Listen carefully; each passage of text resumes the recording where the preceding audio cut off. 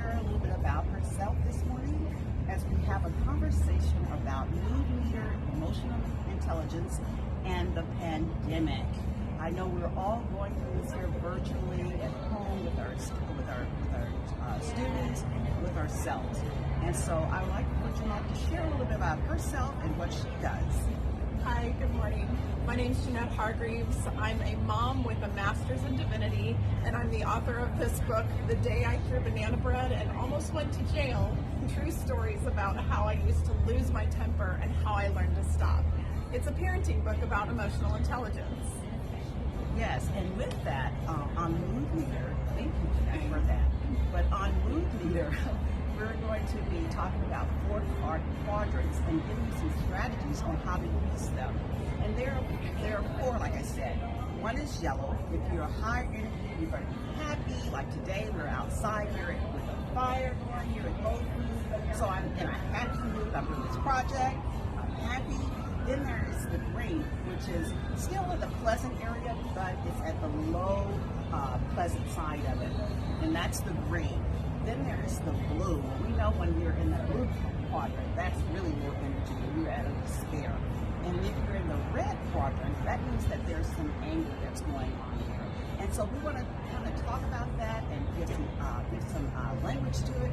And then we're going to talk about the emotional side and how those two interject in a section where we can grow and learn from those two skills. Absolutely. Yeah, one of the great things about emotional intelligence in the schools and using a tool like Mood Meter is that it helps the students and the adults feel safe and loved. That's right. And when people feel safe and loved, our brains work better, our problem solving increases. So that's why we're learning that emotional intelligence is so important in the schools. Yes, and it's not only for adults. We're using it very much in the school systems. But we want to check in, and I spoke about it a little earlier, but Mood Meter is a tool that we can use to check in with our students. In the elementary setting, we check in with the students by showing them the colors. Young kids know about colors, and we teach them at a very, very early age. And so when they see the different quadrants of those colors, they can point out which way they feel on the color. If someone's happy, a 4-year-old is happy, they'll go and they'll point to the yellow. If they're sad, they'll go and point to the blue. So it's a way to check in with elementary age kids. When you're in the middle school setting or the secondary setting, there's a way that students do it anonymously, and that way when they check in, teachers can observe because it is done in confidentiality.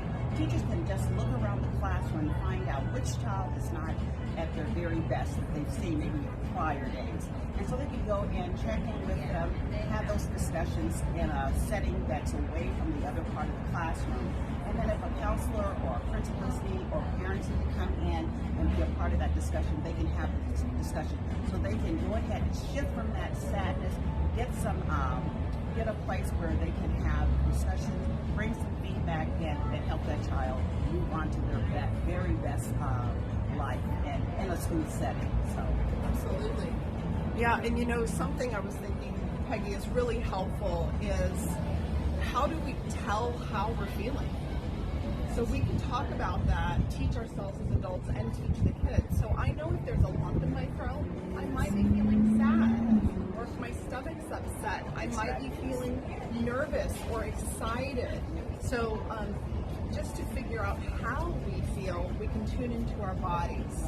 And a lot of times, small children don't want to say out loud, or they don't have the words to express. So if you see them holding their stomach or holding their head, you as the teacher, the leader within the classroom, can go over and you can go over and help that child to get the help that they need. And you being a key part of that, a key part of their learning, is very important. You look at that, it's regulated, and be able to move on with that. Absolutely. Did you want to mention the clip for Inside Out? Oh yes, we have a clip that's maybe you see it with your children, or as an adult you'd like to watch Pixar. We have a movie trailer about Inside Out, and we're going to show it at the very end of this presentation. And in the foreground, along with this, as you can see, I feel like Vanna right here, we have an emotional chart, if you can see it, and it has all the different expressions that are on there. We thank you, Jeanette. Did you have thank you for joining us. Thank you for being with us. Thank you for sharing our conversation today on mood reader and emotional intelligence during a pandemic. Stay safe, stay healthy, stay connected. Bye-bye until next time. Bye-bye.